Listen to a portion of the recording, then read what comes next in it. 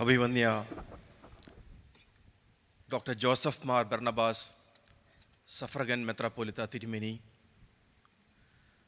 അഭിമന്യ വൈദികരെ, യൂനിവേഴ്സിറ്റിൻ്റെ ഭാരവാഹികളെ, സഹോദരീ സഹോദരന്മാരെ, 2009 ഞാൻ ആദ്യമായിട്ട് യുവവേദിയിൽ വന്ന് സംസാരിക്കുന്നത്.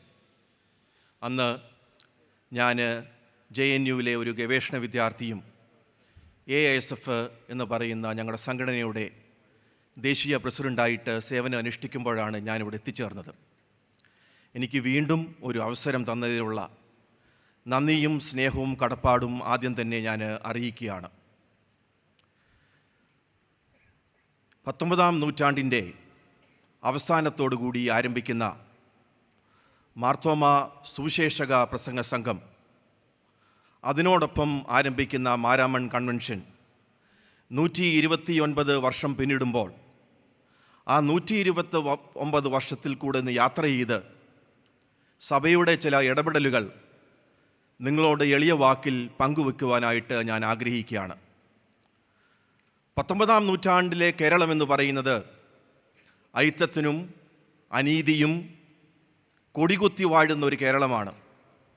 ആ കേരളത്തെ നോക്കിയാണ് വിവേകാനന്ദൻ പറയുന്നത് ഇതൊരു ഭ്രാന്താലയമാണ്. അന്ന് അടിമത്തവും അയിത്തവും അനാചാരവും ഒക്കെ നിറഞ്ഞ കേരളം. ആ കേരളത്തിൽ വലിയൊരു മാറ്റത്തിൻ്റെ ശങ്കുലിയും വിളിച്ചുകൊണ്ട് ഇവിടേക്ക് കടന്നു വന്നത് പ്രൊട്ടസ്റ്റൻ്റ് മിഷണറിമാരാണ്. ആ പ്രൊട്ടസ്റ്റൻ്റ് മിഷണറിമാരായ CMSഉം LMSഉം ബാസൽ മിഷനും ഇവിടുത്തെ ജനങ്ങളെ ചോദ്യം ചെയ്യാൻ പഠിപ്പിച്ചു. അയിത്തവും അടിമത്തവും ദൈവികമെന്ന് വിശ്വസിച്ച ഒരു സമൂഹത്തിൽ ഇതെല്ലാം മാനുഷികമാണെന്ന് അവരവരെ പഠിപ്പിച്ചു. കേരളത്തിലെ ജനങ്ങൾ അവരുടെ വിദ്യാഭ്യാസത്തെ 2 കൈയും കൊണ്ട് നീട്ടി സ്വീകരിച്ചു. അവരുടെ വിദ്യാഭ്യാസത്തിൻ്റെ ഫലമായിട്ട് നവോത്ഥാനം എന്ന് പറയുന്ന കേരളത്തിൻ്റെ വലിയൊരു മൂവ്മെൻറ്റിന് തുടക്കം കുറിക്കുകയാണ്. ഇന്ന് കേരളത്തിലെയും ഇന്ത്യയിലെയും ചരിത്രകാരന്മാർ ഇത് പറയാനായിട്ട് മടിക്കുമ്പോൾ ഇത് ഒരു മടിയും കൂടാതെയാണ് ഞാനിവിടെ നിന്ന് പറയുന്നത്. ആ ചരിത്രം മുന്നോട്ട് പോയി നമ്മൾ പിന്നെ കാണുന്നത് സാമൂഹിക പരിഷ്കർത്താക്കൾ ഓരോരുത്തരായിട്ട് ഉയർത്തെഴുന്നേൽക്കുകയാണ്.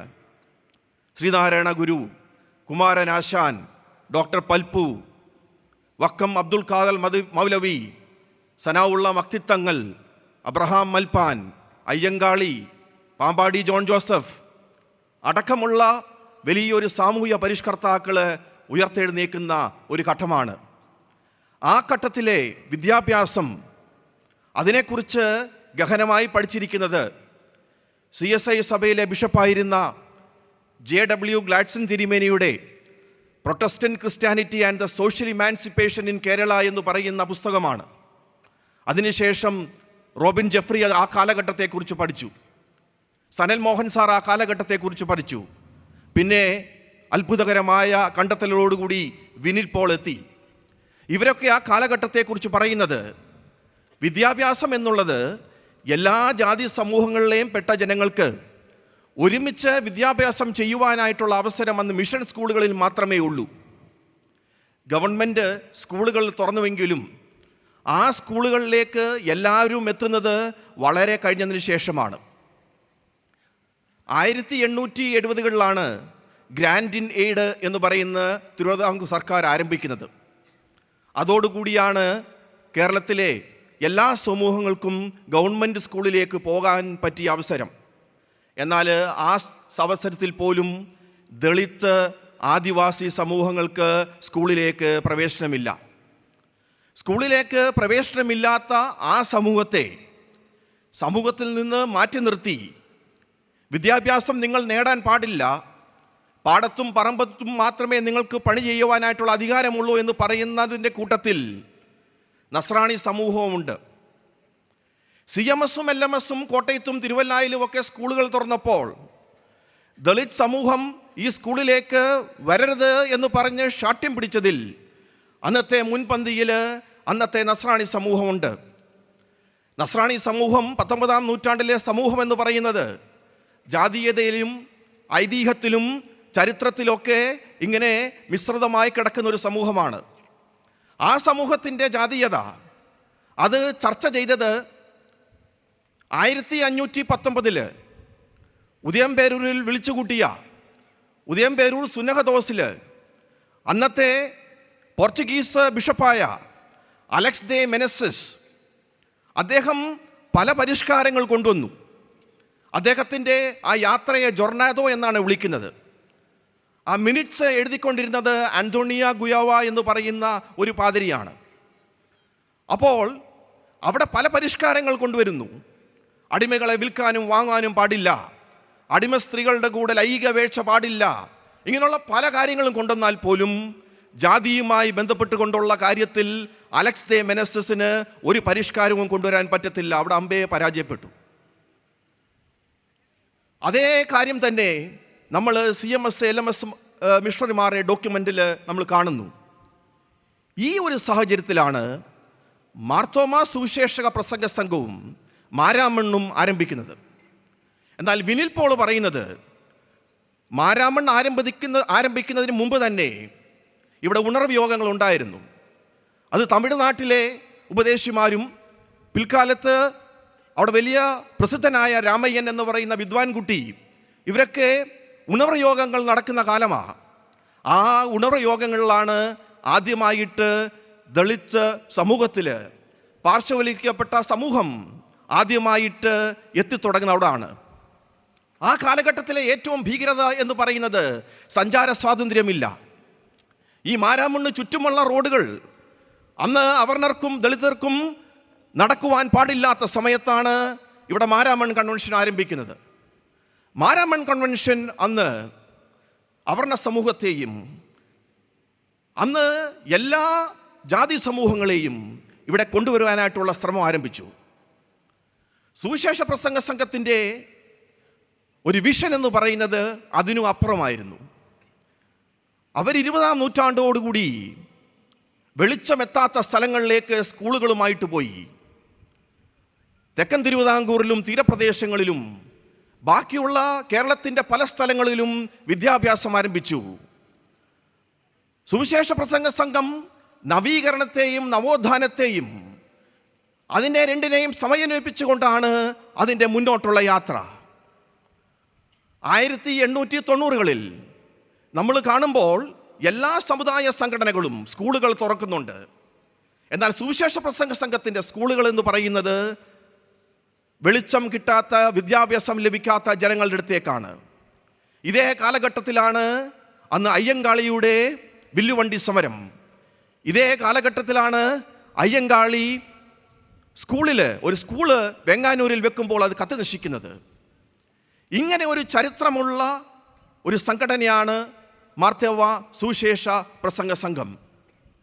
പിന്നെ നമ്മൾ കാണുന്നത് 20-ാം നൂറ്റാണ്ടിൻ്റെ തുടക്കത്തിൽ തിരുവിതാംകൂറിൽ ചെറുതും വലുതുമായിട്ടുള്ള ജനാധിപത്യ ആവശ്യങ്ങൾക്ക് വേണ്ടിയുള്ള പോരാട്ടങ്ങൾ ആരംഭിച്ചു. ആദ്യത്തെ പോരാട്ടം എന്ന് പറയുന്നത് മലയാളി മെമ്മോറിയലാണ്. ഞാനിവിടെ വരുന്നതിന് മുമ്പേ നമ്മുടെ കഴിഞ്ഞ ആഴ്ച തന്നെ സണ്ണി ജോർജ് അച്ഛൻ എന്നോട് പറഞ്ഞു, ഏത് ടെർമിനോളജി പറഞ്ഞാലും അത് എക്സ്പ്ലെയിൻ ചെയ്യണമെന്ന് പറഞ്ഞു. അതുകൊണ്ട് മലയാളി മെമ്മോറിയൽ എന്ന് പറയുന്നത് 1891. 1891 അന്ന് തദ്ദേശീയരായ മലയാളികൾക്ക് ജോലി ലഭിക്കത്തില്ല. തദ്ദേശീയരായ മലയാളികൾക്ക് ജോലി ലഭിക്കാത്ത കൊണ്ട് ഇവിടുത്തെ മലയാളി സമൂഹം എല്ലാവരും കൂടെ ചേർന്ന് രാജാവിനൊരു പെറ്റീഷൻ കൊടുത്തു. അതാണ് 1891 മലയാളി മെമ്മോറിയൽ. പരദേശി ബ്രാഹ്മണരാണ് അന്ന് ഉദ്യോഗം മുഴുവൻ കൈയടക്കി വെച്ചിരിക്കുന്നത്. ആ മെമ്മോറിയലുമായി ബന്ധപ്പെട്ട് പല പൊതുയോഗങ്ങൾ നടന്നു.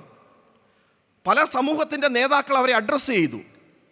എന്നാൽ അന്നത്തെ മദ്രാസ് ടൈംസിൻ്റെ റിപ്പോർട്ടിംഗ് അനുസരിച്ച് റോബിൻ ജെഫ്രി എന്ന വിഖ്യാതനായ ഗവേഷകൻ രേഖപ്പെടുത്തിയിരിക്കുന്നത് 1891 കോട്ടയത്ത് പാലക്കുന്നത്ത് തോമസ് മാർ അത്താന്യൂസസ് ആണ് ഈ ഒരു പ്രക്ഷോഭത്തെ അഡ്രസ്സ് ചെയ്തത്.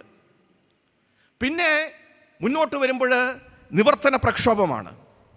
നിവർത്തന പ്രക്ഷോഭം എന്ന് പറയുന്നത് തിരുവിതാംകൂറിലെ നിയമനിർമ്മാണത്തിൽ എല്ലാ സമൂഹത്തിനും അവരുടെ പങ്കുവേണം. തിരുവിതാംകൂറിലെ ജോലിയിടങ്ങളിൽ എല്ലാവർക്കും പങ്കുവേണം. അതിനുവേണ്ടിയാണ് നിവർത്തന പ്രക്ഷോഭം ആരംഭിക്കുന്നത്. ഈ നിവർത്തന പ്രക്ഷോഭം നമ്മൾ ഒന്ന് മനസ്സിലാക്കാൻ ശ്രമിക്കുമ്പോൾ 1891 1930 ഇടയ്ക്കുള്ള പ്രക്രിയ കേരളത്തിൽ ആരംഭിക്കുന്നുണ്ട്. അതിൻ്റെ ഭാഗമായിട്ട് മാർത്തോമാ സഭയും മാറുന്നുണ്ട്. അപ്പോഴാണ് ജാതീയ ഉച്ചനീചത്വത്തിൻ്റെ അടിസ്ഥാനത്തിൽ ഇവിടെ തൊഴിലവസരങ്ങളില്ലാത്തതുകൊണ്ട് ആ സമയത്താണ് കേരളത്തിൽ നിന്ന് ആദ്യമായി തൊഴിലിന് വേണ്ടിയുള്ള കുടിയേറ്റം. ആ കുടിയേറ്റം നടത്തുന്ന 3-4 സമൂഹങ്ങളുണ്ട്. അതിലെ തീയർ സമൂഹത്തിലെ ജനങ്ങൾ നേരെ കുറച്ചു പേര് സിലോണിലേക്കാണ് പോയത്. ആ സിലോണിലേക്ക് പോയവർ 1918 1926 ശ്രീനാരായണ ഗുരു സിലോണിലേക്ക് പോയത് ഇവരെ കാണുവാനായിട്ടാണ്. എന്നാൽ മാർത്തോമാ സഭയിലെ ജനങ്ങൾ കൂടുതലായിട്ട് പോയത് മലയിലേക്കാണ്. ഈ മലയിലേക്ക് പോകുമ്പോൾ 1916 അന്ന് ശ്രീമൂലം പ്രജാസഭയിൽ ഒരു ഡിസ്കഷൻ നടക്കുന്നുണ്ട്. ശ്രീമൂലം പ്രജാസഭയിലെ ഡിസ്കഷൻ എന്ന് പറഞ്ഞു കഴിഞ്ഞാൽ ഇവിടെ ഇവിടെ ജോലി ലഭിക്കാത്ത കൊണ്ട് അനേകം തൊഴിലാളികൾ കേരളം വിട്ടുപോകുന്നതാണ് പറയുന്നത്.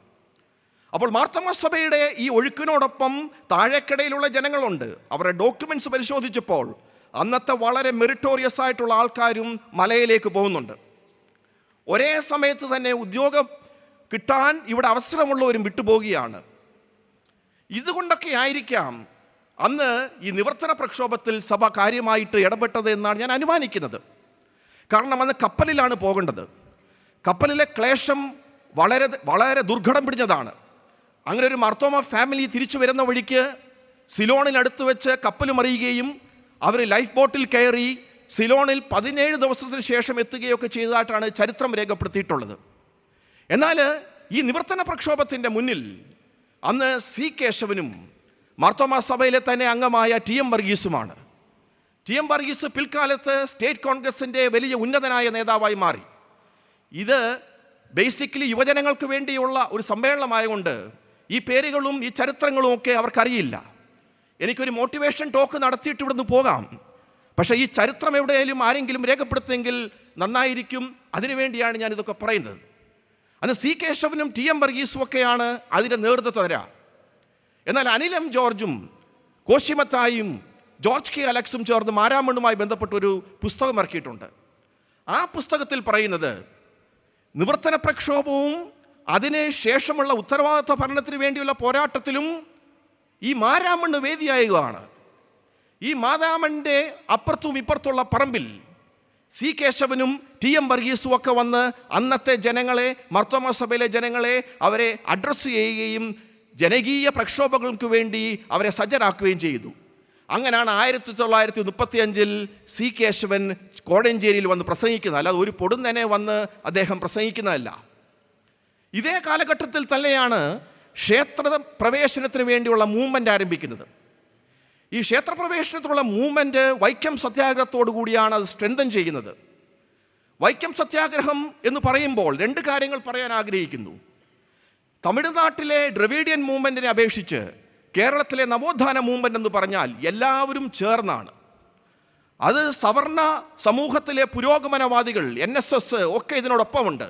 അങ്ങനെയാണ് മന്നം സവർണജാഥ നയിക്കുന്നത്. രണ്ടാമത്തെ കാര്യം, വൈക്കം സത്യാഗ്രഹം പറയുമ്പോൾ ഒരു മാർത്തോമാക്കാരൻ്റെ പേര് പറയാതിരിക്കാൻ പറ്റില്ല. അത് പറയാനായിട്ട് ആർക്കും എത്ര പേർക്ക് അറിയാമെന്ന് അതെനിക്ക് അറിഞ്ഞുകൂടാ. അത് മാർത്തോമാക്കാരൻ അതല്ല. ഒരു മാർത്തോമാ കുടുംബത്തിൽ ജനിച്ച് ചെങ്ങന്നൂരിനടുത്ത് ജനിച്ചിട്ട് എഡിൻബറ യൂണിവേഴ്സിറ്റിയിൽ പോയി വിദ്യാഭ്യാസം കഴിഞ്ഞ് അതിനുശേഷം അദ്ദേഹം തിരിച്ചു വന്ന് അലഹബാദിലും അതുപോലെ തന്നെ നോർത്ത് ഇന്ത്യയിലും ദേശീയ കോൺഗ്രസിൻ്റെ ഭാഗമായി മാറി. അദ്ദേഹത്തിൻ്റെ പേരാണ് barrister George Joseph.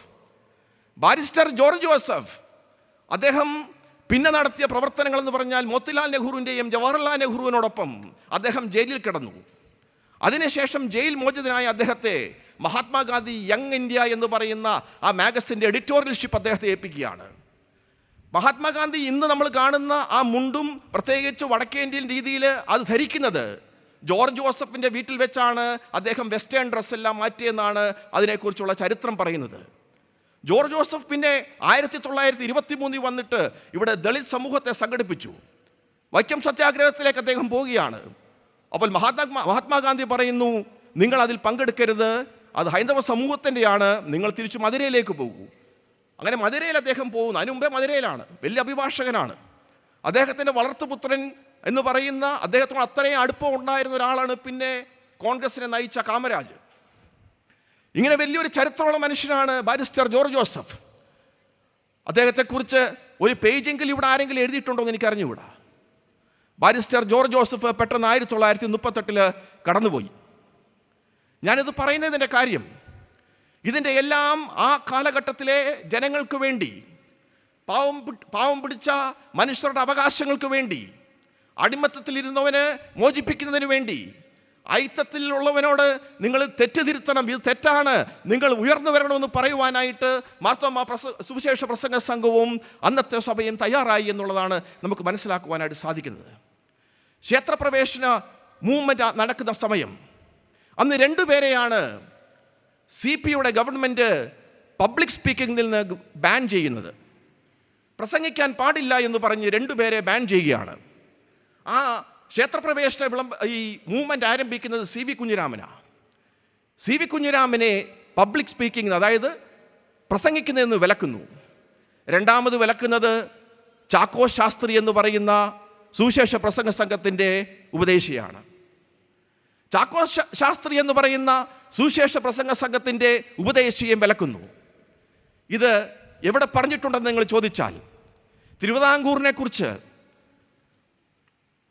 Missionaries and Hindu state എന്ന് പറഞ്ഞ് ഒരു ജാപ്പനീസ് സ്കോളർ കോജി കഹാഷിമ അദ്ദേഹത്തിൻ്റെ പുസ്തകത്തിൽ school of oriental and African സ്റ്റഡീസിൽ ഈ ഡോക്യുമെൻ്റ് ഇരിപ്പുണ്ടെന്നാണ് അദ്ദേഹം കോട്ട് ചെയ്തിരിക്കുന്നത്.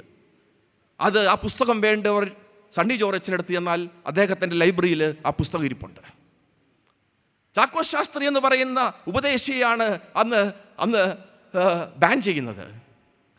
അന്ന് ആ മൂവ്മെൻറ്റിൻ്റെ ഭാഗമായിട്ട് ഈ സഭ മാറുകയാണ്. അങ്ങനെ CV കുഞ്ഞിരാമൻ ഇവിടെ 1936 എത്തുന്നു.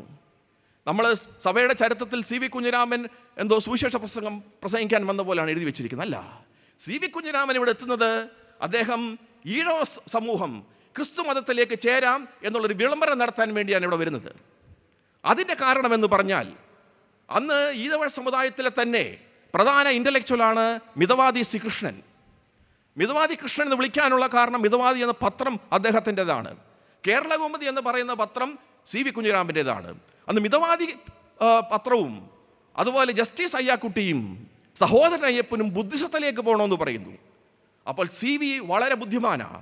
അദ്ദേഹം CP രാമസ്വാമി അയ്യരെ തന്ത്രത്തിലേക്ക് കൊണ്ടുവരുന്നതിനാണ് ഈ ക്രിസ്തു മതത്തിലേക്ക് പോകണമെന്ന് പറയുന്നതും മാരാമൺ കൺവെൻഷൻ വന്നിട്ട് അതിന് വേദിയാകുന്നതും.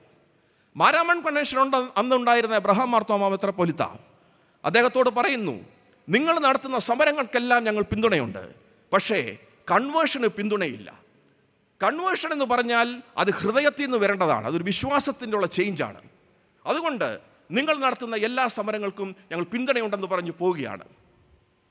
അങ്ങനെയാണ് പിന്നെ CV കുഞ്ഞിരാമൻ ആംഗ്ലിക്കൻ സഭയിലേക്ക് പോവുകയും അവിടെ ഒരു പ്രഷർ ബിൽഡ് ചെയ്യുകയും പിന്നെ 4 മാസം കഴിയുമ്പോൾ ടെമ്പിൾ ഇൻ പ്രൊക്ലമേഷൻ നടന്നു. അങ്ങനെ മാരാമൺ കൺവെൻഷൻ അന്നത്തെ പല രീതിയിലുള്ള പോരാട്ടങ്ങൾക്ക് ഒരു വേദിയായി മാറി. ഇവിടെ അങ്ങനെയുള്ള സംവാദം നടക്കുമായിരുന്നു. അന്നത്തെ സാമൂഹ്യ പരിഷ്കർത്താക്കൾക്കെല്ലാം അവരുടെ ഈ പ്രിൻറ്റിംഗ് പ്രസ് ഉപയോഗിച്ചുകൊണ്ട് അവരെല്ലാവർക്കും മാസികകളുണ്ടായിരുന്നു, പത്രങ്ങളുണ്ടായിരുന്നു. അങ്ങനെ 1928 സുവിശേഷ പ്രസംഗ സംഘവും മാർത്തോമാ സഭയും പുളിക്കയിൽ ഒരു സാഹിത്യ സമ്മേളനം നടത്തുന്നുണ്ട്.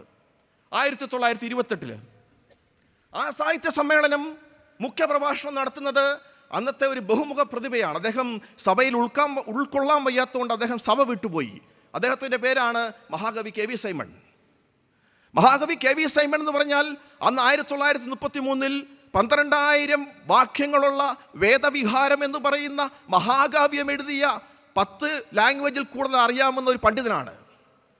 അദ്ദേഹത്തിൻ്റെ പോയം, അദ്ദേഹത്തിൻ്റെ കവിത കേരളത്തിൽ പരിചയപ്പെടുത്തത് അന്നത്തെ മഹാകവിയായിരുന്ന ഉള്ളൂർ S പരമേശ്വരയ്യരാണ്. അദ്ദേഹത്തിൻ്റെ മെൻഡർ എന്ന് പറയുന്നത് മുല്ലൂർ പത്മനാഭ പണിക്കരാണ്. അദ്ദേഹം മദ്രാസിൽ പോയപ്പോൾ അദ്ദേഹത്തിൻ്റെ പ്രിയ സുഹൃത്ത് എന്ന് പറയുന്ന ഡോക്ടർ പൽപ്പുവിൻ്റെ മകനും പിന്നെ വലിയ ഫിലോസഫറുമായ നടരാജഗുരുവാണ്. ഇങ്ങനെയുള്ള കാര്യങ്ങളൊക്കെ അന്ന് ഈ ചുറ്റും നടക്കുന്ന ഒരു സമയമാണ്. ആ സമയത്താണ് ഉത്തരവാദിത്വ ഭരണവുമായി ബന്ധപ്പെട്ടുകൊണ്ടുള്ള സമരം ആരംഭിക്കുന്നത്. ഉത്തരവാദിത്വ ഭരണത്തിന് വേണ്ടിയുള്ള സമരത്തിൽ മാർത്തോമാ സഭ ഒത്തിരി പീഡനം അനുഭവിച്ചു. മാർത്തോമാ സഭയിലെ അച്ഛന്മാരെയും ഉപദേശിമാരെയും CP രാമസ്വാമി അയ്യർ പിടിച്ച് ജയിലിലടയ്ക്കുന്ന സംഭവങ്ങൾ നടക്കുന്നുണ്ട്. ആ കാലഘട്ടത്തിൽ CPയെ എതിർക്കുക എന്ന് പറയുന്നത് വളരെ ക്ലേശകരമായ കാര്യമാണ്. Marxist ചിന്തകനായ K. ദാമോദരൻ പറഞ്ഞിരിക്കുന്നത് അന്ന് CP നോർത്ത് ഇന്ത്യൻ മോഡലിലുള്ള ഒരു ഗുണ്ടായിസമാണ് ഇവിടെ കൊണ്ടുവന്നിരിക്കുന്നത്. എതിരാളികളെ ഗുണ്ടകളെ വെച്ചടിക്കും, പബ്ലിക് മീറ്റിങ്ങുകൾ അദ്ദേഹം കലക്കും, വീടുകളിൽ കയറി അടിക്കും. ഇങ്ങനെയുള്ള സാഹചര്യത്തിലാണ് വളരെ കുറച്ച് പള്ളിയും കുറേ സ്കൂളുകൾ മാത്രമുള്ള ഒരു സഭ CP രാമസ്വാമി അയ്യരെ എതിർക്കുന്നത്. ഈ ഉത്തരവാദിത്ത ഭരണവുമായി ബന്ധപ്പെട്ടുകൊണ്ട്, സമരവുമായി ബന്ധപ്പെട്ടുകൊണ്ട് കേരളത്തിൽ ഒട്ടേറെ സമരങ്ങൾ നടന്നു. അതിൽ ഒരു സമരമായിരുന്നു ചെങ്ങന്നൂർ സമരം. ചെങ്ങന്നൂർ നടന്ന സമരത്തിൽ അത് സെപ്റ്റംബർ 28 1938 സെപ്റ്റംബർ മാസം 28 ചെങ്ങന്നൂർ വലിയ സമരം നടക്കുന്നത്. ആ ചെങ്ങന്നൂർ അന്ന് എല്ലാ നേതാക്കന്മാരും ഉണ്ട്. TM വർഗീസ് ഉണ്ട്, ആനി മസ്കുരീനുണ്ട്, പുതുപ്പള്ളി രാഘവനുണ്ട്, ശ്രീകണ്ഠൻ നായരുണ്ട്, പിന്നെ പട്ടംതാണു പിള്ളയുണ്ട്, എല്ലാവരും ഉണ്ട്. അവിടെ വെടിവെപ്പ് നടന്നു. ആ വെടിവെപ്പ് അതിനു മുമ്പ് തന്നെ CP ഇതൊരു ക്രിസ്ത്യൻ കോൺസ്പിറസി ആണെന്നും ഇത് ക്രിസ്ത്യാനികളുടെ സമരമാണെന്നും ക്രിസ്ത്യാനികളെല്ലാം ബ്രിട്ടീഷുകാരുടെ ഒറ്റുകാരുമാണെന്ന് പറഞ്ഞ് അതിനെ തകർക്കുവാൻ ശ്രമിക്കുന്നുണ്ട്. എന്നാൽ അതിനെല്ലാം അതിജീവിച്ചുകൊണ്ടാണ് അവിടെ സമരം നടക്കുന്നത്. ആ സമരത്തിൽ വെടിവെച്ച് മരിച്ച കുടിലിൽ ജോർജ് എന്ന് പറയുന്ന ഒരു രക്തസാക്ഷിയെ, അദ്ദേഹത്തിൻ്റെ സ്മാരകം ഈ കഴിഞ്ഞ മാസമാണ് ചെങ്ങന്നൂരിൽ സർക്കാർ രാഷ്ട്രത്തിനായിട്ട് സമർപ്പിക്കുന്നത്. ഞാനത് പറയാനുള്ള കാര്യം, ആ സമരത്തിൻ്റെ മുന്നിൽ ഒരു മാർത്തോമാ വൈദികനുണ്ടായിരുന്നു. ചെങ്ങന്നൂർ പഴയ സുറിയാനി പള്ളിയുടെ വികാരി JC എബ്രഹാം കശീശയായിരുന്നു അതിൻ്റെ മുന്നിൽ നിന്നത്. JC എബ്രഹാം കശീശയുടെ കയ്യിലാണ് അന്ന് മിൽസ് മൈതാനം. ആ മിൽസ് മൈതാനം അവിടെ വെച്ചാണ് ഈ സമരം നടക്കുന്നത്. അത് പിടിച്ചെടുക്കുവാനായിട്ട് ഒട്ടേറെ ശ്രമങ്ങൾ നടക്കുന്നു. പക്ഷെ അദ്ദേഹം വിട്ടുകൊടുത്തില്ല. അങ്ങനെ വലിയ ഒരു ചരിത്രമാണ് ഈ മാരാമൺ കൺവെൻഷനുള്ളത്. എന്നാൽ മാരാമൺ കൺവെൻഷൻ്റെ ഈ ചരിത്രത്തിൻ്റെ അവസാനം പറയുമ്പോൾ ഒരു ഉപദേശിയുടെ കാര്യം പറയാതിരിക്കുവാനായിട്ട് കഴിഞ്ഞില്ല. ആ ഉപദേശി എന്ന് പറയുന്നത് അദ്ദേഹം കൊല്ലം, മൈലം, കൊട്ടാരക്കര, കുണ്ട്ര പ്രദേശങ്ങളിൽ സുവിശേഷ പ്രസംഗ സംഘത്തിൻ്റെ ഉപദേശിയാണ്. ആ ഉപദേശി ഇങ്ങനെ നടന്ന് പ്രസംഗിക്കും. അന്ന് 1940-കളിൽ CPക്കെതിരെ കമ്മ്യൂണിസ്റ്റ് മൂവ്മെൻറ്റ്, ബ്രിട്ടീഷ് ഗവൺമെൻറ്റിനെതിരെ കമ്മ്യൂണിസ്റ്റ് മൂവ്മെൻറ്റിൻ്റെ വലിയ വലിയ മൂവ്മെൻറ്റ് നടക്കുന്ന സമയമാണ്. അന്ന് കമ്മ്യൂണിസ്റ്റ് പാർട്ടിയുടെ നേതാക്കന്മാരെല്ലാം ഒളിവിൽ പോയി. അന്ന് സുവിശേഷ ഘോഷണമായി നടക്കുന്ന ഈ ഉപദേശി താഴേക്കടയിലുള്ള ജനങ്ങളുമായിട്ടും ഈ കമ്മ്യൂണിസ്റ്റ് നേതാക്കന്മാരുമായിട്ടൊക്കെ അഭേദമായ ബന്ധമാണ് എന്ന് പറഞ്ഞാൽ അവർക്ക് വേണ്ടി അദ്ദേഹത്തിൻ്റെ എല്ലാ പോരാട്ടങ്ങളും ഒരേ സമയത്ത് ഉപദേശിയുമാണ്. ആ ഉപദേശിയുടെ വീട്ടിൽ പിൽക്കാലത്ത് കേരളം ഭരിച്ചവരും കേരളത്തിൻ്റെ മുഖ്യമന്ത്രിയായവരും ഒളിവിൽ താമസിച്ചു. ആ ഉപദേശിയുടെ പേരാണ് ജോർജ് കാക്കനാടൻ ഉപദേശി. ആ ഉപദേശിയുടെ വീട്ടിൽ മാസങ്ങളോളം ഒളിവിൽ താമസിച്ചവരാണ് MM ഗോവിന്ദൻ നായരും കേരളത്തിൻ്റെ മുൻ മുഖ്യമന്ത്രി PK വാസുദേവൻ നായരും കേരളത്തിൻ്റെ പാർലമെൻറ്റിലെ പ്രതിഭയായി മാറിയ PT പുനൂസും. സുവിശേഷ പ്രസംഗ സംഘത്തിൻ്റെ ഉപദേശിയാണ്. എനിക്ക് സുവിശേഷ പ്രസംഗ സംഘക്കാരോട് ഒരു കാര്യം പറയാനുള്ളത്, നിങ്ങൾ ഇങ്ങനെയുള്ള ഈ ഉപദേശിയുടെ ചെറിയൊരു ജീവചരിത്രമുണ്ട്. ഇങ്ങനെയുള്ള അച്ഛന്മാരും പാവപ്പെട്ട ഉപദേശിമാരും ജനങ്ങൾക്കിടയിലേക്ക് ഇറങ്ങിച്ചെന്ന് ഒത്തിരി പീഡനങ്ങൾ സഹിച്ച ഒത്തിരി ജനങ്ങളുണ്ട്. ഇവരുടെ കൃത്യമായി ഒരു ചരിത്രം രേഖപ്പെടുത്തി വെക്കുവാൻ നിങ്ങൾക്ക് കഴിയണം. ഇവരുടെ കൃത്യമായി ചരിത്രം ഡോക്യുമെൻ്റ് ചെയ്യുവാനായിട്ട് കഴിയണം. പിന്നെ സ്വാതന്ത്ര്യാനന്തര കാലത്ത് യൂഹാനോൻ മാർത്തോമാ മെത്രാപ്പോലീത്ത ഒരു ഗാന്ധിയൻ രീതിയിലാണ് ഈ സഭയെ മുന്നോട്ട് നയിക്കുന്നത്. അദ്ദേഹത്തിൻ്റെ എമർജൻസിയോടുള്ള വെല്ലുവിളിയും അചഞ്ചലമായ അദ്ദേഹത്തിൻ്റെ നേതൃത്വ പാഠവും അതൊക്കെ ഞാൻ പറയേണ്ട കാര്യമില്ല. 1950 തൊട്ട് 1970 വരെ നമ്മൾ മൂന്നാംകിട രാജ്യങ്ങൾ നോക്കിയാൽ, തേർഡ് വേൾഡ് കൺട്രീസ്, പ്രത്യേകിച്ച് തെക്കേ ഏഷ്യ, ഇവിടൊക്കെ അർബൻ സെൻറ്റേഴ്സ് ഉയർന്നു വരികയാണ്. മദ്രാസ്, കൽക്കട്ട, ബോംബെ, ജംഷഡ്പൂർ, റാഞ്ചി, ഡാക്ക, റംഗൂൺ, ലാഹോർ, കറാച്ചി. ഈ സമയത്ത് വിദ്യാഭ്യാസമുള്ളവരും സ്കിൽഡായിട്ടുള്ളവരെല്ലാവരും ഈ സ്ഥലങ്ങളിലേക്ക് പോയി. അപ്പോൾ ഈ സ്ഥലങ്ങളിലേക്കാണ് അന്ന് കേരളത്തിൽ നിന്നൊരു വലിയ മൈഗ്രേഷൻ നടക്കുന്നത്. അതിൻ്റെ കൂട്ടത്തിൽ മാർത്തോമാ സഭയിൽ നിന്ന് പ്രത്യേകിച്ച് സ്ത്രീകളുടെ വലിയൊരു മൈഗ്രേഷൻ നടക്കുന്നു. അതുകൊണ്ടാണ് പിൽക്കാലത്ത് ഗൾഫ് ബൂം ഉണ്ടായപ്പോൾ പെട്ടെന്ന് കേരളത്തിൽ നിന്ന് ഒരു മൈഗ്രൻസിന് എത്തിച്ചേരുവാനായിട്ട് സാധിച്ചത്. അത് ലോ സ്കിൽ, സെമി സ്കിൽഡാണ്. ഏറ്റവും താഴേക്കിടയിലുള്ളവരാണ് ആദ്യം കയറിപ്പോയതും അവരെ ആയിരുന്നു ആവശ്യം. പക്ഷേ നേഴ്സിംഗ് കമ്മ്യൂണിറ്റി ഏറ്റവും കൂടുതൽ പോയത് തിരുവിതാംകൂറിൽ നിന്നാണ്. പിന്നത്തെ എല്ലാം ചരിത്രമാണ്. കേരളത്തിലെ ഇന്ന് കാണുന്ന സമ്പത്തും ഇന്ന് കാണുന്ന പ്രോസ്പെരിറ്റിയും ഇന്ന് കാണുന്ന അഭിവൃദ്ധിയും എല്ലാം പ്രവാസി കൊണ്ടുവന്ന പ്രവാസിയുടെ വിദേശ നിക്ഷേപം കൊണ്ടാണ്. എന്നാൽ തിരുവിതാംകൂറിലെ അഭിവൃദ്ധിയും ഈ സഭയുടെ അഭിവൃദ്ധിയും ചുറ്റുമുള്ള സഹോദരി സഭകളുടെ അഭിവൃദ്ധിയും ഇവിടുത്തെ നേഴ്സിംഗ് കമ്മ്യൂണിറ്റിയുടെയാണ്. ഇവിടുത്തെ നേഴ്സിംഗ് കമ്മ്യൂണിറ്റി അവർ കഷ്ടപ്പെട്ട് ഡേ ആൻഡ് നൈറ്റ് ചെയ്ത് അവരൊഴുക്കിയ പണത്തിലാണ് ഈ പടുതി ഉയർത്തിയത് മുഴുവനും. അവരോട് കൃത്യമായിട്ട് ഒരു അക്നോളജ്മെന്റ് പോലും നമ്മൾ നടത്തിയിട്ടില്ല. അവരുടെ വേർപ്പിൻ്റെ ശക്തിയാണ് പിന്നെ നമ്മുടെ ഈ സഭകളിലും ചുറ്റുമുള്ളിടത്തുമെല്ലാം ഉയർന്നു വന്നതായിട്ട് കാണുന്നത്. വിദ്യാഭ്യാസ രംഗത്തും വൈദ്യശാസ്ത്ര രംഗത്തും ബാക്കി സമഗ്രമായ എല്ലാ മേഖലകളിലും കേരളം നേട്ടം കൈവരിച്ചു. കേരളം ഇന്ത്യയുടെ മുന്നിൽ ഒരു മാണിക്യരത്നമായി തന്നെ നിൽക്കുകയാണ്. എന്നാൽ ഇനിയും തൊട്ട് ഞാൻ പറയാൻ പോകുന്ന കാര്യങ്ങൾ കുറച്ച് നിങ്ങളെ ദേഷ്യപ്പിടിപ്പിക്കുന്ന കാര്യങ്ങളാണ്. എന്നാൽ അതിനോടൊപ്പം തന്നെ എന്താ സംഭവിച്ചത്? വലിയൊരു ഉപഭോക്തൃ സംസ്കാരം, ധൂർത്ത്, പണത്തിൻ്റെ വലിയ പണക്കൊഴുപ്പ്, അത് കേരള സമൂഹത്തെയും പ്രത്യേകിച്ച് സഭകളെയാണ് അത് ഏറ്റവും കൂടുതൽ ബാധിച്ചത്. അത് നിലവിട്ടുള്ള ഒരു പണത്തിൻ്റെ വലിയൊരു ഡിസ്പ്ലേ ആണ് പിന്നെ കാണുവാനായിട്ട് നമുക്ക് സാധിക്കുന്നത്. ഇതിനെതിരെ സഭ ഇങ്ങനെ എപ്പോഴൊക്കെ ഉണ്ടായോ അപ്പോഴെല്ലാം സഭ പ്രതികരിച്ചതായിട്ട് കാണാം. 1938 സഭ വ്യക്തി ജീവിതത്തിൽ എങ്ങനെ ആകണമെന്ന് ഈ മാരാമൺ കൺവെൻഷനിൽ ഒരു 15 പരിപാടി തീരുമാനിച്ചു. അത് സഭാ കൗൺസിലിൽ ചർച്ച ചെയ്തു. അന്നത്തെ മെയിൻ അജണ്ട ആ വ്യക്തിദിനത്തെ നിർദ്ദേശങ്ങൾ എന്ന് പറഞ്ഞാൽ വിദേശ വസ്തുക്കളോടുള്ള ഭ്രമം പാടില്ല, ധൂർത്ത് പാടില്ല, സദ്യവട്ടവുമായി ബന്ധപ്പെട്ടുകൊണ്ടുള്ള ധൂർത്ത്, ഇതെല്ലാം അവസാനിപ്പിക്കണമെന്ന് അന്നേ പറയുന്നുണ്ട്. ആ കാലഘട്ടം എന്ന് പറയുന്നത് അന്ന് ഈ കൊളോണിയൽ എക്കോണമി പുതിയ പുതിയ അവന്യൂസ് തുറന്നിരിക്കുകയാണ്. അങ്ങനെ എസ്റ്റേറ്റിലേക്ക് പോകുന്നു, എസ്റ്റേറ്റ് സ്വന്തമാകുന്നു, മലയിലേക്ക് പോകുന്നു. ഈ കാലഘട്ടമായിരിക്കാം.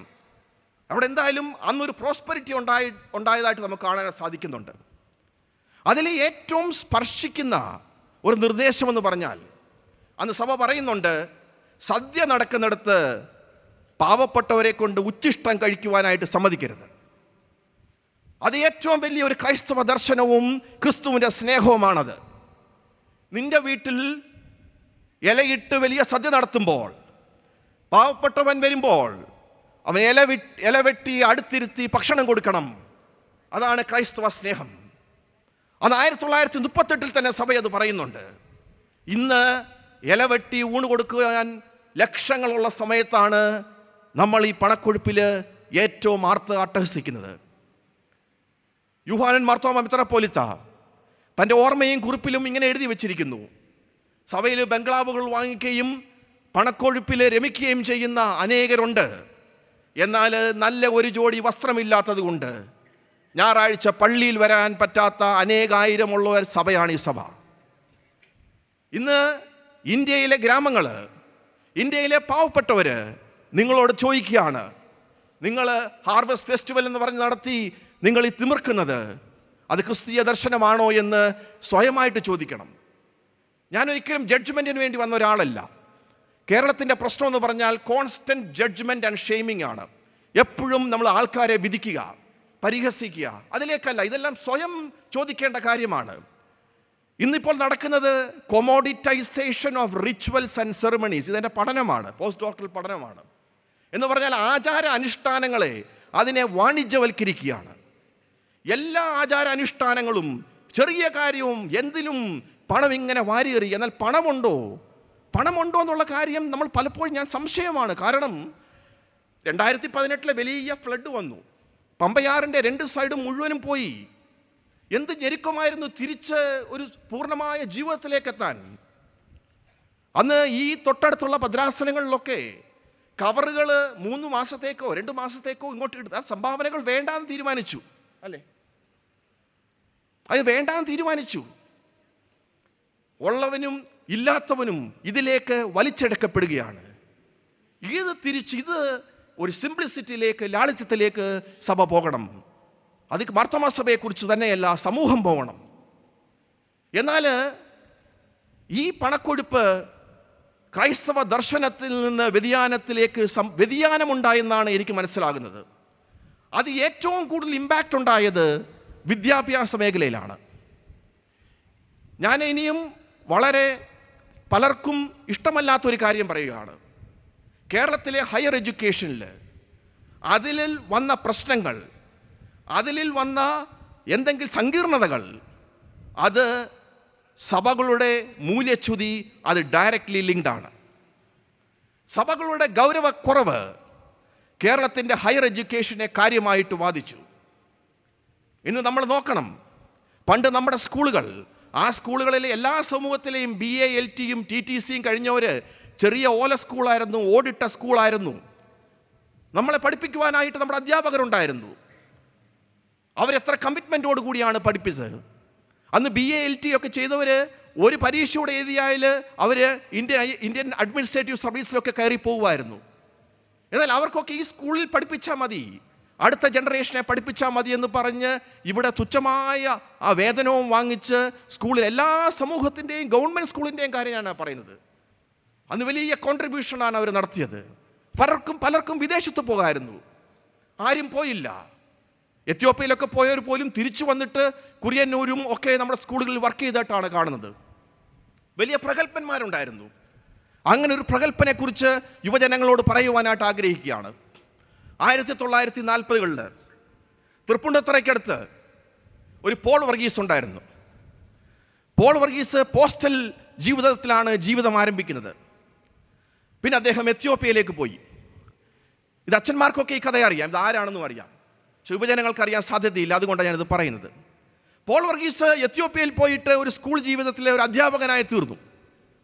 അന്ന് അവിടുത്തെ ചക്രവർത്തിയായ ഹേലി സെലാസി ഈ സ്കൂളിലേക്ക് വന്നു. അന്ന് ഷേക്സ്പീരിയൻ ഡ്രാമ അവിടെ നടക്കുകയാണ്. ഷേക്സ്പീരിയൻ ഡ്രാമയുടെ ഒരു ക്യാരക്ടർ ഈ പോൾ വർഗീസാണ് അഭിനയിക്കുന്നത്. അതും അംഹാരിക് ഭാഷ എന്ന് പറയുന്ന എത്യോപ്യൻ ഭാഷയിലാണ് അദ്ദേഹം അഭിനയിക്കുന്നത്. ചക്രവർത്തി കണ്ട് ഞെട്ടിപ്പോയി. ഇതാരാണ്, ആഫ്രിക്കക്കാരനെ പോലില്ലല്ലോ. വിളിച്ചപ്പോഴറിയുന്നത് കേരളത്തിൽ നിന്ന് വന്ന ഒരാളാണ്, പോൾ വർഗീസാണ്. അദ്ദേഹത്തെ ഉടനെ സ്ഥാനക്കയറ്റം കൊടുത്തു. സ്ഥാനക്കയറ്റം കൊടുത്തതിന് ശേഷം പോൾ വർഗീസ് അവിടെ നിന്നില്ല. തിരിച്ച് അദ്ദേഹം ഉപരിപഠനത്തിനായിട്ട് പോയിട്ട് തിരിച്ചു വന്നിട്ട് അദ്ദേഹം ഓർത്തഡോക്സ് സഭയുടെ ഷെമാശനായി. ഓർത്തഡോക്സ് സഭയുടെ ഷെമാശനായിട്ട് ഇരിക്കുമ്പോൾ 1956 ഹേലി സെലാസി കേരളത്തിൽ വന്നു. ഹേലി സെലാസി കേരളത്തിൽ വരുമ്പോൾ അദ്ദേഹത്തിൻ്റെ അജണ്ട എന്ന് പറയുന്നത് ഈ പോൾ വർഗീസ് ഷെമാശനെ കൂട്ടിക്കൊണ്ടു പോകണം, അദ്ദേഹത്തെ അഡ്വൈസർ ആക്കണം. പോൾ വർഗീസ് ഷെമാശനെ കാണുന്നു. ഷെമാശൻ പറഞ്ഞു, എനിക്ക് പറ്റില്ല, ഞാൻ വരില്ല. എൻ്റെ കോളിംഗ് എന്ന് പറയുന്നത് കേരളത്തിലെയും ഇന്ത്യയിലെയും ജനങ്ങൾക്ക് വേണ്ടിയാണ്. എന്നാൽ ചക്രവർത്തി ആ തീരുമാനത്തിൽ നിന്ന് മാറുവാനായിട്ട് തയ്യാറായില്ല. അദ്ദേഹം ഡൽഹിയിൽ ചെന്നിട്ട് ജവഹർലാൽ നെഹ്റുവിനെ കണ്ടു. എന്നിട്ട് പറഞ്ഞു, പ്രൈം മിനിസ്റ്റർ, എനിക്ക് ഇങ്ങനെ ഒരു ആവശ്യമുണ്ട്, എനിക്ക് നിങ്ങൾ സാധിച്ചു തരണം. ഈ പോൾ വർഗീസിനെ എങ്ങനെയെങ്കിലും എത്യോപ്യയിൽ കൊണ്ടുപോകണം. അങ്ങനെ നെഹ്റു പോൾ വർഗീസ് ഷെമാശന് ഒരു കത്ത് എഴുതുകയാണ്. അപ്പോൾ പോൾ വർഗീസ് ഷെമാശൻ്റെ മറുപടി എന്ന് പറയുന്നത്, എനിക്ക് 55 രൂപ മാത്രം ശമ്പളമുള്ള ഒരു വൈദികനാകാനാണ് എനിക്കിഷ്ടം. എനിക്ക് കേരളത്തിലും ഈ സഭയിലും നിന്ന് ഈ സമൂഹത്തിന് വേണ്ടി ജീവിച്ചാൽ മതി. നിർബന്ധത്തിന് വഴങ്ങാതെ 3 വർഷത്തേക്ക് എത്യോപ്യയിലേക്ക് പോയി. എത്യോപ്യയിൽ പോയിട്ട് പോൾ വർഗീസിൻ്റെ അക്കൗണ്ടിലേക്ക് ഇങ്ങനെ രാജാവ് പണം അയച്ചുകൊണ്ടിരിക്കുകയാണ്, എങ്ങനെയും പിടിച്ചു നിർത്താൻ. അദ്ദേഹം അവിടെ പിടിച്ചിരുന്നില്ല. അദ്ദേഹം തിരിച്ചു പോന്നു. തിരിച്ചു പോന്നിട്ട് അദ്ദേഹം 14-15 ഭാഷകൾ അദ്ദേഹത്തിന് കൈകാര്യം ചെയ്യുമായിരുന്നു. പിന്നീട് അദ്ദേഹം ഓർത്തഡോക്സ് സഭയുടെ ലോകമറിയപ്പെടുന്ന വലിയ ബിഷപ്പായി മാറി. അദ്ദേഹമാണ് ഡോക്ടർ ബിഷപ്പ് പൗലോസ് മാർ ഗ്രിഗോറിയോസ് തിരുമേനി. പൗലോസ് മാർ ഗ്രിഗോറിയോസ് തിരുമേനി ഞാൻ ഒരു പ്രാവശ്യമേ കണ്ടിട്ടുള്ളൂ. പുത്തങ്കാവ് മെത്രോപൊളിറ്റൻ സ്കൂളിൽ പഠിക്കുമ്പോൾ അന്ന് തൊട്ടടുത്താണ് കത്തീഡ്രൽ പള്ളി. അന്ന് റുമേനിയൻ പാത്രിയാർക്കീസാണോ അതോ റഷ്യൻ പാത്രിയാർക്കീസാണോ എനിക്ക് ഓർമ്മയില്ല. എന്തായാലും റഷ്യൻ സംസാരിക്കുന്ന പാത്രിയാർക്കീസും സംഘവും പുത്തങ്കാവ് പള്ളിയിൽ വന്നു. കുട്ടികളെല്ലാം ഓടിപ്പോയി കാണാൻ. അന്ന് ഈ പാത്രിയാർക്കീസ് ഇങ്ങനെ റഷ്യയിൽ സംസാരിക്കുകയാണ്. ആ റഷ്യയിൽ നേരിട്ടാണ് തിരുമേനി മലയാളത്തിലേക്ക് തർജ്ജമ ചെയ്യുന്നത്. അദ്ദേഹമാണ് ഓർത്തഡോക്സ് സഭയ്ക്ക് സ്കൂളുകളും എല്ലാം വടക്കേ ഇന്ത്യയിലെല്ലാം ആരംഭിച്ചത്. ഇങ്ങനെ വലിയ ഒരു കമ്മിറ്റ്മെൻറ്റോടു കൂടിയാണ് ഈ കേരളത്തിലെ വിദ്യാഭ്യാസ മേഖലയും കേരളം ഇന്നാകുന്ന കേരളം മാറിയതിൻ്റെ പിന്നിൽ കുറേ എല്ലാ സമൂഹത്തിലും എല്ലാ സഭകളുടെയും എല്ലാ സംഘടനകളുടെയും വലിയ കോൺട്രിബ്യൂഷനുണ്ട്. പക്ഷേ ഇന്ന് കുട്ടികൾ പറയുന്നത് ഞങ്ങൾക്ക് ഈ കേരളത്തിൽ നിൽക്കണ്ട, ഞങ്ങൾ സ്കൂളിലേക്ക് കോളേജുകളിലേക്ക് പോകണ്ട. സയൻസ് സബ്ജക്റ്റിൽ നമുക്കൊരു ആർഗ്യുമെൻ്റ് പറയാം, അവർ ടെക്നിക്കൽ കാര്യങ്ങൾക്കാണ് പോകുന്നതെന്ന്. പക്ഷേ സോഷ്യൽ സയൻസോ, political science, sociology, history, English literature മിടുക്കരായ കുട്ടികൾ പ്രിഫർ ചെയ്യുന്നത് കേരളത്തിന് പുറത്തുള്ള കേന്ദ്ര സർവകലാശാലകളോ അല്ലെങ്കിൽ കോളേജുകളോ ആണ്. ഇത് പറയുമ്പം ചിലർക്ക് ഇഷ്ടപ്പെടുന്നില്ലെന്നറിയാം. പക്ഷേ മാരാമൺ കൺവെൻഷൻ്റെ വേദികളൊക്കെ ചരിത്രം പറയുന്നത് ഇഷ്ടപ്പെടാത്ത കാര്യങ്ങളും പറയാം. അങ്ങനൊരു ചരിത്രവുമുണ്ട്. അതുകൊണ്ട് തെറ്റില്ല. അവസാനം ഒരു കാര്യം കൂടെ പറഞ്ഞിട്ട് ഞാൻ എൻ്റെ പ്രസംഗം അവസാനിപ്പിക്കുകയാണ്. ആ കാര്യം എന്ന് പറയുന്നത് ഡിസംബർ 25 ചർച്ച് ഓഫ് നേറ്റിവിറ്റിയിൽ, യേശുക്രിസ്തു ജനിച്ച ബേത്ലഹേമിലെ ചർച്ച് ഓഫ് നേറ്റിവിറ്റിയിൽ പലസ്തീനിലെ പ്രമുഖനായ തിയോളജിയൻ മുന്തേർ ഐസക്, അദ്ദേഹം ലൂതറൻ സഭയുടെ അച്ഛനാണ്. അദ്ദേഹം ആ പള്ളിയിൽ വെച്ച് പറഞ്ഞു, ദയവ് ചെയ്ത്, അദ്ദേഹം കേരളത്തിലെ സഭയോടോ ആഫ്രിക്കയിലെ സഭയോടോ വേറൊരു സഭയോടുമല്ല പറഞ്ഞു. അദ്ദേഹം പറഞ്ഞു, എൻ്റെ പ്രസംഗമെന്ന് പറഞ്ഞാൽ ഇറ്റ്സ് ടുവേർഡ്സ് എ വെസ്റ്റ്, പാശ്ചാത്യ സഭകൾ, എസ്പെഷ്യലി ടു അമേരിക്ക. അദ്ദേഹം പറഞ്ഞത്, ദയവ് ചെയ്ത് ബൈബിൾ ഉപയോഗിച്ച്, ക്രിസ്തുവിൻ്റെ സ്നേഹവും വചനവും ഉപയോഗിച്ച് ഇവിടെ നടക്കുന്ന ക്രൂരകൃത്യങ്ങളെ അതിനുവേണ്ടി നിങ്ങൾ ജസ്റ്റിഫൈ ചെയ്യരുത്.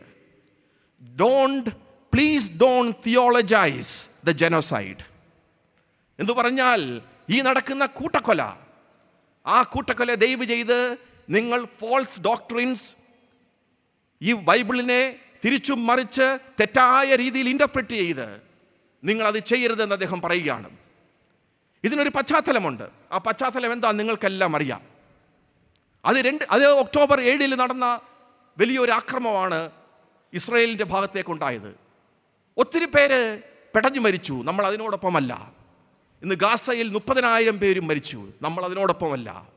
എന്നാൽ അവിടുത്തെ ആദിമസഭയിൽ നമ്മൾ വിശ്വസിക്കുന്ന Greek orthodox, Syrian orthodox, Armenian orthodox, Coptic orthodox, Assyrian orthodox, കാൽദായ, എത്യോപ്യൻ, കാത്തലിക്സ്, പ്രൊട്ടസ്റ്റന്റ്, ഇവരെല്ലാവരും കൂടെ ചേർന്നാണ് പറയുന്നത്, വെസ്റ്റിനെ നോക്കി പറയുന്നത് ചെയ്യരുത്. പക്ഷേ ഈ സഭകൾ ആരാ നിങ്ങൾക്കറിയാമോ? ഈ സഭകൾ കൊടിയ പീഡനത്തിൽ കൂടെ കടന്നുപോയവരാ.